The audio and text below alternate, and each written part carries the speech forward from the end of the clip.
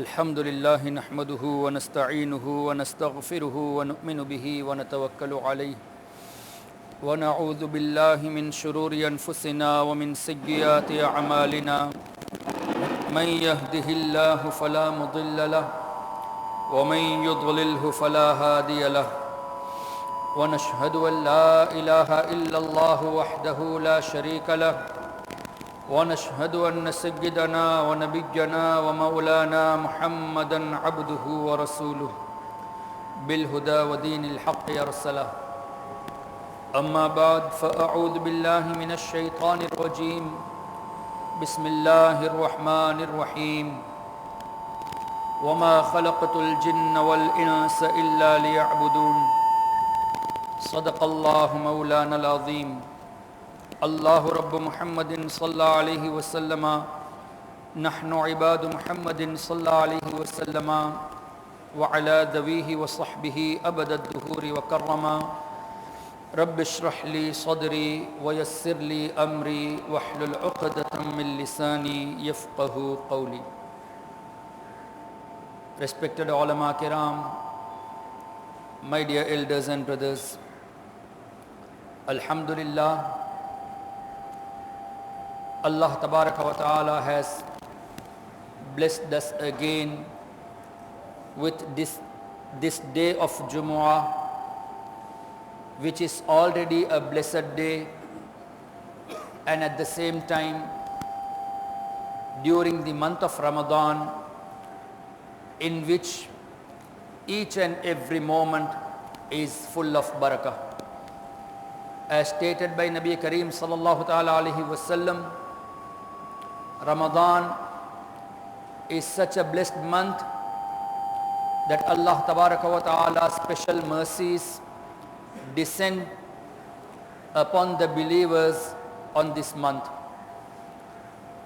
And Alhamdulillah, we have a practice, and this should be a practice of all the believers, to recite more and more salawat upon Allah's Habib Muhammadur Rasulullah sallallahu ta'ala alayhi wasallam, especially on Jumu'ah days, because Nabi Kareem sallallahu ta'ala alayhi wasallam stated, recite more and more salawat on Fridays, as Allah Tabaraka wa Ta'ala presents the salawat towards me.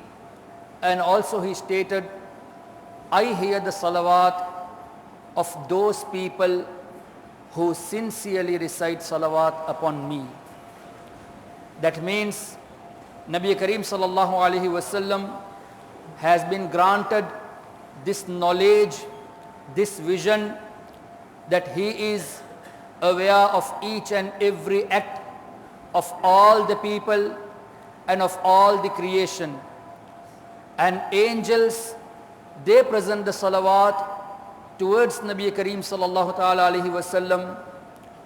That is because to show our excellence, to give recognition to us among the angels, that our names are being presented along with the names of our fathers at the holy court of Nabi Kareem sallallahu ta'ala alayhi wasallam. My dear brothers, today we see Muslims all over the world are suffering a lot. At places we see this, that Muslims are being killed in a very bad way by the hands of those people who also recite kalima. And also we notice this, that our brothers are being tortured in such a way, that too by the hands of those people who recite kalima.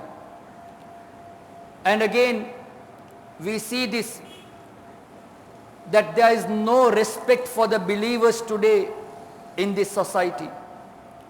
There was a time when a believer comes to a city or to a village, by seeing that person, people would have respect in their hearts just by seeing that pious person, it is because they were punctual in their duties given by Allah and His Rasul sallallahu alaihi wasallam. And above all, the main reason for the respect was that they were the true lovers of Nabi Kareem sallallahu alaihi wasallam. They used to always do such acts which was liked by Nabi Kareem sallallahu alaihi wasallam. They never wanted to be away from a sunnah of our master Muhammadur Rasulullah sallallahu alaihi wasallam. They were such in conduct that whether be a Muslim or a non-Muslim, they used to be in such akhlaq that Muslims, by seeing their akhlaq, they used to correct themselves, and the non-Muslims, by seeing those pious servants, they used to enter the fold of Islam, because they were true followers of the path on which Sahaba Karam Ridwanullahi Ta'ala alayhim ajma'in were guided by Nabi Kareem sallallahu ta'ala alayhi wasallam. My dear brothers, today we see that there is no respect for a Muslim. Today we see, when there is a Muslim, if an amanat is to be given, the trust has already gone. We see today in our day-to-day trade life, a Muslim thinks unless you tell a lie in your business, you cannot be a successful businessman. Whereas the Quran and the hadith of Nabi Kareem sallallahu alaihi wasallam has explicitly prohibited this act of lying, because in lying we think that we can earn more, but the reality is to tell a lie is haram, and to earn by telling lies, we are decreasing the barakah of our rizq. And at the same time, by having a wrong belief about Islam, that if we tell a lie, we can be a successful businessman, we are going away from the teachings of Islam. There was a time where people had this thought that a Muslim, he can commit a sin. A Muslim, he can commit some ordinary sins, minor sins, but it was impossible for people to think that a Muslim can tell a lie. Subhanallah. Telling a lie is such a bad behavior that during those days, people never expected a Muslim to tell a lie. But today, it has been a common practice among us. Backbiting, this is part of our life today. May Allah Ta'ala protect us. Whereas the Holy Quran states, وَلَا يَغْتَبْ بَعْدُكُمْ بَعْدًا أَيُحِبُّ أَحَدُكُمْ أَنْ يَأْكُلَ لَحْمَ أَخِيهِ مَيْتًا. Will you like to eat the flesh of your own dead brother? Can anyone like this, that he eat the flesh, the meat of his own dead brother? Subhanallah. Backbiting is such a sin that it is like eating the flesh of his own brother. But we never ponder on this. We are still engaged in backbiting each others. Let me tell you this as well. Backbiting each others, this is haram. But to talk bad about those people who are engaged in criticism of the prophets of Allah alayhimus salam, this is not backbiting, but this is exactly in light of the Quran and hadith of Nabi Kareem sallallahu alaihi wasallam. If not, why would we say in our salah, A'udhu billahi minash shaitanir rajim? Why would we scold shaitan in our salah by saying rajim, the cursed one? Likewise, Nabi Kareem sallallahu ta'ala alaihi wasallam states to be away from those people who misinterpret the verses of the Holy Quran and the hadith of Nabi Kareem sallallahu alaihi wasallam. Allah Ta'ala stated to be away from those people who are engaged in criticizing the excellence of Nabi Kareem sallallahu ta'ala alaihi wasallam. So that is not backbiting, but that is exactly ibadah in light of the Quran and hadith of Nabi Kareem sallallahu alaihi wasallam. Have we not heard this hadith of Sahih Bukhari and Sahih Muslim that Sayyidina Hassan bin Thabit radiyallahu ta'ala, who was a poet, who used to praise Muhammadur Rasulullah sallallahu alaihi wasallam in beautiful words such as wa ahsanu minka lam tara qattu aini, ya Rasulullah sallallahu alaihi wasallam, no eyes has seen a person handsome like you, ya Rasulullah sallallahu alaihi wasallam. Wa ajmalu minka lam talidin nisa, no mother has given a birth to a person handsome like you, ya Rasulullah sallallahu alaihi wasallam. خلقت مبرأ من كل عيب كأنك قد خلقت كما تشاء. Ya Rasulullah, you are being created such free from all kinds of faults. It is like Allah has created you the way you wanted, Ya Rasulullah sallallahu alaihi wasallam. Nabi Kareem sallallahu alaihi wasallam gifted Sayyidina Hassan bin Thabit radiyallahu ta'ala anhu with such du'as, Allahumma ayyidhu bi ruhil qudus. Ya Allah, assist Sayyidina Hassan bin Thabit through Sayyidina Jibreel Amin alayhi salatu wassalam. The reason for this, if we read the hadith of Bukhari and Muslim, it will be very clear that Sayyidina Hassan bin Thabit radiyallahu anhu used to praise Nabi Kareem sallallahu alayhi wasallam and used to answer those people who were criticizing Nabi Kareem sallallahu alayhi wasallam. So to praise Nabi is ibadah, and to talk ill about those people, to make people away, to make awareness among the people that he is not a proper Muslim, he is not a Muslim who is engaged in criticizing Muhammadur Rasulullah sallallahu alaihi wasallam.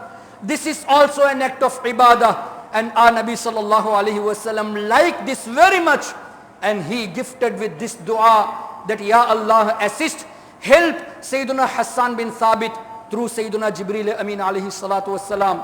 Anyhow, if we criticize those people who are engaged in criticizing the prophets of Allah, Sahaba, Ahlul Bayt and Awliya, this is not backbiting. But backbiting among the Muslims, this is a severe punishable act. And again, we see commonly today that we have programs, we have majlises, we have gatherings, let it be wedding, let it be any other gathering. We don't differentiate the majlis between male and female. Even in our weddings, there is no arrangement for proper parda, for proper hijab.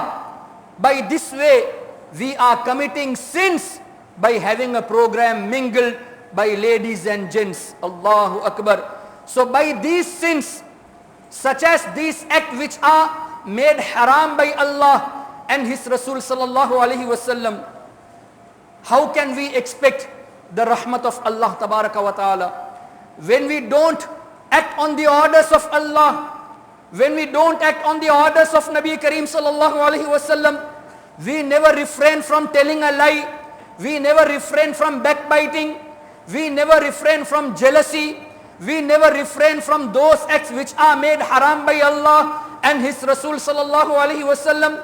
Then how come we find satisfaction in our hearts? How come we find barakah in our day-to-day life? How come we expect barakah in our rizq? Nabi Kareem sallallahu ta'ala alaihi wasallam stated, by committing sins, the barakah of the rizq is been taken off, or barakah is reduced in one's rizq by committing the sins. So we have to look at ourselves. We have to find our mistakes first. Are we doing correct before we complain that Allah Ta'ala has not blessed me with barakah in my life? We should know, we should rectify our mistakes first. We should see in our hearts first that are we acting according to the orders of Nabi Kareem sallallahu alaihi wasallam? And again, Nabi Kareem sallallahu alaihi wasallam stated that person's rizq will be cut off who would stop asking dua for his parents. The rizq of that person will be cut off who stops asking prayers for his parents. Allahu Akbar. So if we don't find barakah in our rizq, we should notice this first, that have we stopped praying for our parents' well-being? If they are living, have we ever prayed at least 5 times a day that Ya Allah bless our parents with a healthy and a wealthy life with iman? Have we ever prayed that Ya Allah protect them from all kinds of bala and musibah? Ya Allah, they took care of me in my childhood. Ya Allah, do you take care of them at their old age? Do we make this dua for our parents? And if the parents have left this world, are we asking dua of forgiveness for our parents? We have to see in ourselves first. But unfortunately, today we find people who utters, if a person is dead and gone, no need to pray for him, no need to recite Yasin, no need to recite Fatiha. If those people don't want the rewards to be conveyed towards their parents, let them stop. But we have to follow the hadith of Nabi Kareem sallallahu alaihi wasallam. Nabi Kareem sallallahu alaihi wasallam has stated, if you recite Suratul Yasin for your dead, this will reach, the reward will reach them. Also Nabi Kareem sallallahu alaihi wasallam stated, the one who visits the grave of his mother or father or both of them every Fridays, Allah Ta'ala will forgive the sins of this person. Also Nabi Kareem sallallahu alaihi wasallam stated, when you give any sadaqah, give on behalf of your parents, you will also get the reward and they will also be getting the reward. Even if they are dead, even if they have left this world, when you give a sadaqah, you have this intention that I give this sadaqah on behalf of my parents or on behalf of my grandparents, this will reach them, the reward will reach them. Also Nabi Kareem sallallahu ta'ala alaihi wasallam stated, the one who performs hajj on behalf of his father or mother, the hajj will be accepted on their behalf. And the child who performs hajj will be rewarded with 10 maqbool hajj. Allahu Akbar. The hajj will be accepted on behalf of his father or mother, and this person will be granted the reward of 10 maqbool hajj. That means if you perform an act for them, the rewards reaches them, as per the hadith of Nabi Kareem sallallahu alaihi wasallam. Another hadith of Nabi Kareem sallallahu alaihi wasallam, which is recorded in Mishkatul Masabih, a person who has already been given the salvation, who has been granted salvation already, he has been forgiven already, but he sees that his daraja are being elevated day by day. That person asked, Ya Allah, you have already forgiven me, on which account my status are being elevated day by day? Allah replied, O my servant, your son who is seeking forgiveness for you, because of that dua I am increasing your levels, I am elevating your status. Subhanallah. So by our duas, by the dua of children, the status of the parents are being elevated. So the one who stops you from making dua for your parents, who stops you from making Isalus Sawab towards your parents, they are not acting according to the hadith, but they are going away from the teachings of Nabi Kareem sallallahu alaihi wasallam. Anyway, my dear brothers, we have to see this. Are we praying for our parents' well-being? Are we praying for our parents' forgiveness? Subhanallah. Another hadith of Nabi Kareem sallallahu alaihi wasallam. Hal tunsarun wa turzaqun illa bidu'afaikum. The victory what you get, the risk what you get, this is because of the weak and elderly people amongst you. Subhanallah. But if we see elderly people in our homes, we have to be honest here. Do we respect them the way we are to be, we should respect? Do we respect them the way we should respect them? When they call us for a work, do we respond to them in a good manner, or do we take them as a burden? For example, if there is an old lady, suppose our grandmother who has reached the age of 70 or 75 or 80, and when she feels lonely, she asks for help, she asks for a glass of water, she asks for us to sit with her and to talk few minutes so that she can have some contentment in her heart. Do we respond her in a proper manner? Usually in our society, we are going away from our parents who are in older age. My dear brothers, as per the hadith of Nabi Kareem sallallahu alaihi wasallam, it is because of them Allah is blessing us with rizq. It is because of them Allah is blessing us with victory. But we, how unfortunate we are that we are running away from our rizq. We are running away from those means which are for our rizq and for our victory. And later if we complain that there is no barakah in my rizq, there is no barakah in my life, this is our fault. My dear brothers, Nabi Kareem sallallahu alaihi wasallam also stated to do more and more istighfar. A person always used to commit sins. It is common among believers today. Everywhere people are engaged in committing sins.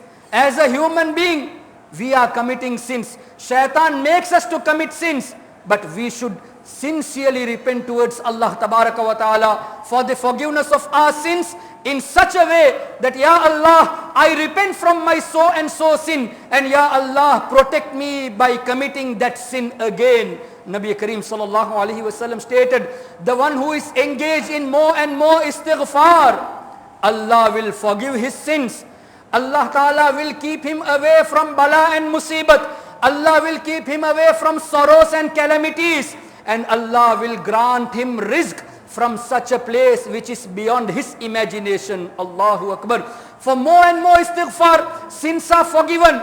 We are protected from calamities, from bala, from musibat. And Allah Ta'ala will give us rizq from such a place which is beyond our thinking, which is beyond our imagination, because Allah has stated in Quran, وَمَنْ يَتَّقِ اللَّهَ يَجْعَلْ لَهُ مَخْرَجًا وَيَرْزُقْهُ مِنْ حَيْثُ لَا يَحْتَسِبْ.